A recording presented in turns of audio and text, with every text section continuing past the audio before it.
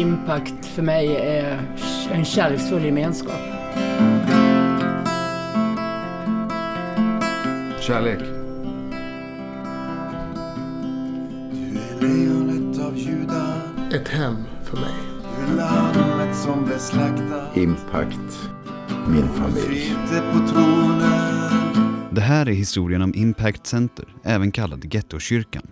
En liten församling startad 2016 som ligger i ett industriområde i Örebro. Impact finns i första hand till för de människor som lever på botten av samhället. För dem driver församlingen ett socialt arbete som kallas för Impact Care, men de har också annan verksamhet som gudstjänster och bibelskola. Församlingen grundades av Stefan och Flori. Det här är deras berättelse.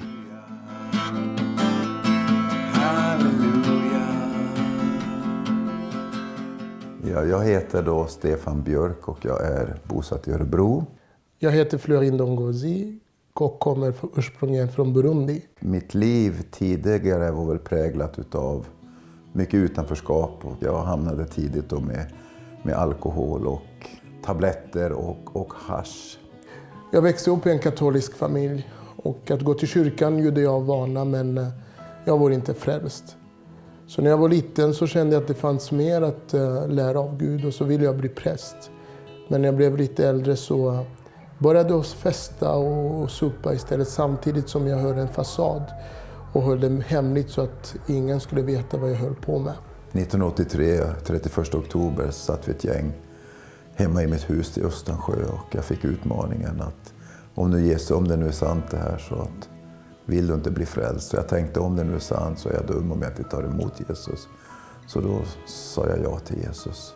En kväll så kom jag på att jag hade en whiskyflaska i handen, så hällde jag ut det här. Och sa att det här är det är inte det livet jag vill leva. Då fick jag ta emot Jesus det året 2005 och så slutade jag med alkohol. 89-90 så fick jag också en vision. Jag såg människor på gatan i form av ormar. Och en av de här ormarna vände sitt ansikte mot mig och då såg jag att det var min gamla kompis Kjell-Ove som idag är död och hemma hos Herren. Men han sa till mig, Stefan, kom och hjälp oss. Där kände jag kallelsen att gå ut till de allra minsta små med det Gud hade gett mig. När jag hade flyttat till Örebro så var jag med i en afrikansk församling. Jag bad för väckelse för staden. Ja, Ångman. Jag visste inte vem han var, om han hade funnits, vart han bodde. En dag så träffade jag ett barnbarn då till en historisk man som heter John Ångman. Och sen när jag läste min bibel.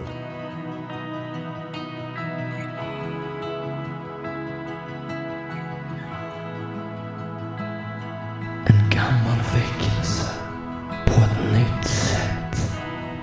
Jag fick också då tillgång till Ångmans predikosamlingar och även hans bibliotek. Och jag såg då att Örebro en gång var i navet på väckelse i Sverige på 1900-talet. Jag berättade för en vän om detta och då sa han, om vill du veta mer så ska du ta kontakt med Stefan. Jag blev uppringd av en man som heter Flori. Vem är John Ångman? John Ångman var en baptistpastor vars liv omgivits av flera kristna väckelser där en stor mängd människor kom till tro på Jesus och lät sig döpas. Han föddes till en kristen familj i Jämtland och växte upp i den baptistiska väckelsen som rådde i området under 50-talet. Döpt i både Storsjön och Anden blev John övertygad om att han var kallad att börja predika. Sverige föll dock i stor hungersnöd, så Ångman bestämde sig för att emigrera till USA. Han stannade en tid och samlade på sig erfarenhet och inspiration för att sedan återvända till Sverige igen som föreståndare för baptistförsamlingen i Örebro. Ångman startade där en bibelskola för både män och kvinnor där deltagarna skulle läsa på ordentligt om teologi i 2 år för att sedan gå ut och evangelisera. Över en dispyt med den baptistiska församlingen om huruvida kvinnor fick förkunna om vad Jesus gjort för mänskligheten gick Ångman och ett 100-tal andra medlemmar ur församlingen och bildade en egen, det vill säga Philadelphia-kyrkan. I denna kyrka blev det väckelse bland de redan kristna med andedop, som för övrigt var ganska okänt i Sverige, och tungotal. Senare kom bland annat Philadelphia, Örebro och Ångmans missionerande bibelskoleelever att spela stor roll för pingstväckelsen. 2016 så startade vi en församling som har som huvudkallelse, kan man väl säga, att nå in till områden där människor lever djupt i misär, i kriminalitet, i utanförskap. Mitt liv började väldigt tidigt med utanförskap. För att jag flyttade runt väldigt mycket på fosterhem. Och de här fosterhemmen fick mig att känna med att jag kände mig misslyckad överhuvudtaget. Jag kände att ingen ville ha mig, utan att socialtjänsten kunde bara packa in mig i ett paket och skicka mig på posten. Mitt liv har mer eller mindre präglats av kaos. Det var jag bodde i ett tält i skogen och det har varit missbruk, misshandel. Jag har känt mig trasig, jag har känt att jag inte hör hemma någonstans. Jag har ungefär knarkat regelbundet. Sen jag var 14 år ungefär har jag knarkat. Jag började röka mycket spice. Typ 24 timmar om dygnet i 3 år. Hela tiden. Så min hjärna den funkar inte som den ska idag. Men någonstans så började jag gå på Impact. Men jag hade en fot kvar i det där, i mitt andra liv. Och jag fick det inte att fungera. Förrän jag hörde en predikan heter det väl, här nere. Och där Stefan pratade om att man var tvungen att ge 100%. Och då tänkte jag att jag ska prova det.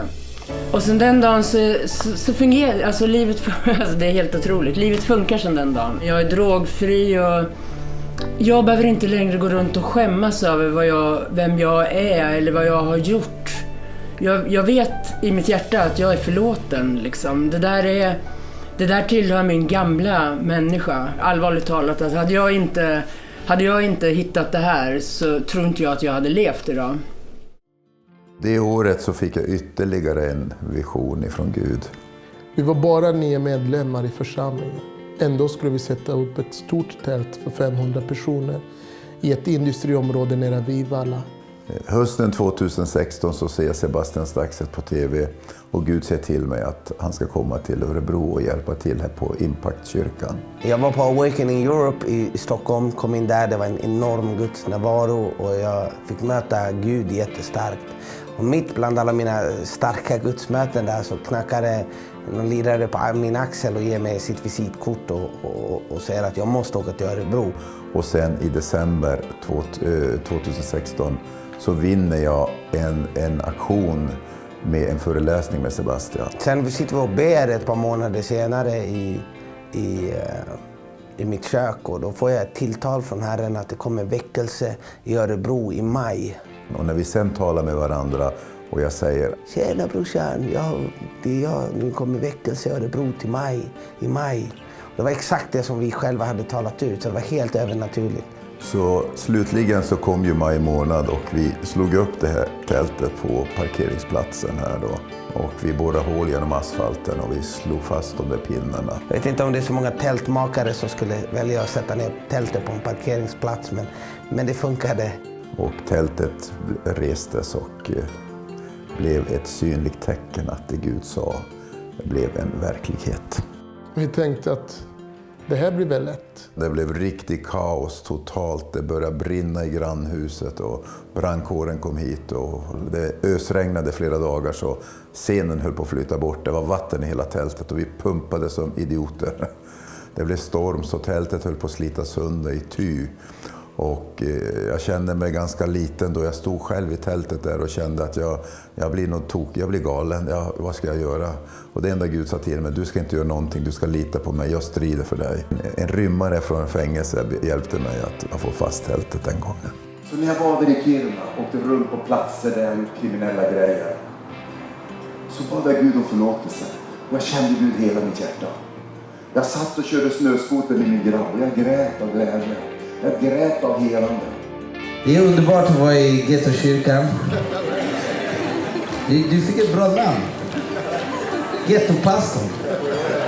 Är det någon här inne som känner så här att jag är så paj så jag tror inte att det går att laga? Ni kan känna igen den här känslan. Ja, men ni ska bli lagade i Jesu namn. Guds närvaro var så stark på den här parkeringsplatsen. Folk blev frälsta och folk blev fria och Guds ande var där. Jag vill bjuda fram er nu här och komma fram så ska ni få ta emot Jesus. Och Jesus ska påbörja ett verk i era liv. Jag kom in på tältmötet här som Impact Center hade här på parkeringen. Och då var jag ju nerrökt när jag kom till mötet. Och sen så går jag fram till en person där, Sebastian Staxet, på mötet. Och pratar lite grann med honom och sen så ropar han upp mig mitt upp i allt. Var är min polare som jag träffade här i början av?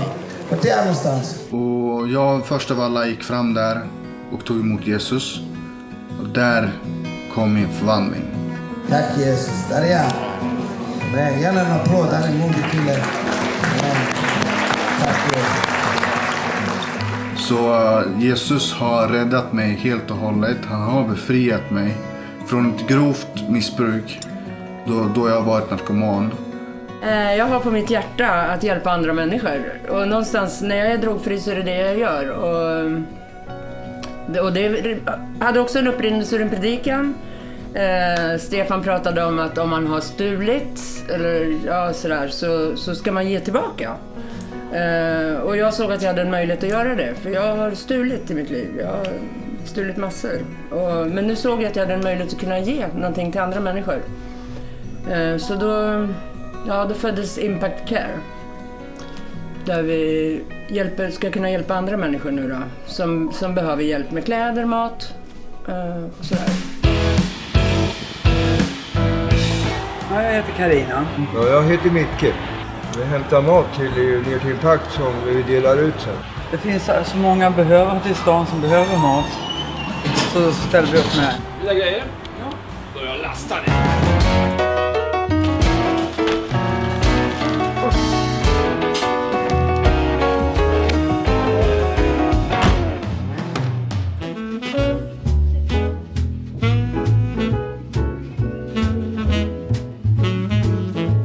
Nu är det dags att fika. Impact betyder samverkan, om inte jag fattar det här fel. Påverkan? Alltså är det påverkan. Ja. Och på video, när de börjar yla allihopa, det är 5 hundar.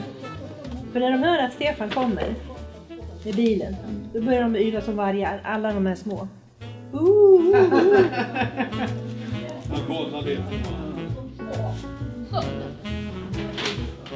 Jag kan säga för er att det finns ett 10-tal ord i svenska språket.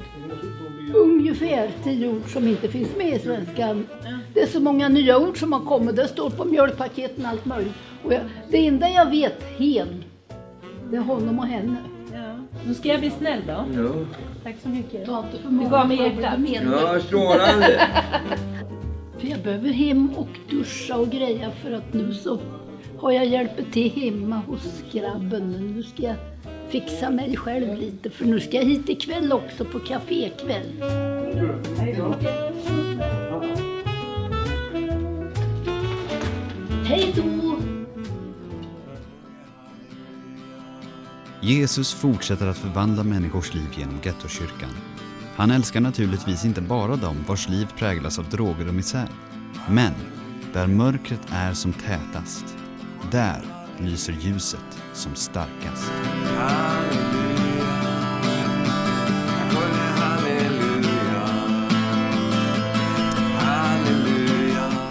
Livet innan var kaos.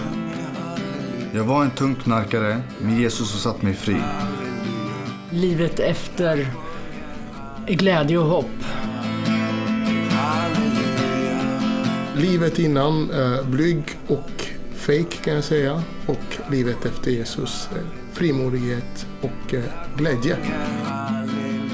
Livet innan, jag var rädd och ängslig. Livet efter, jag har frid och glädje i hjärtat.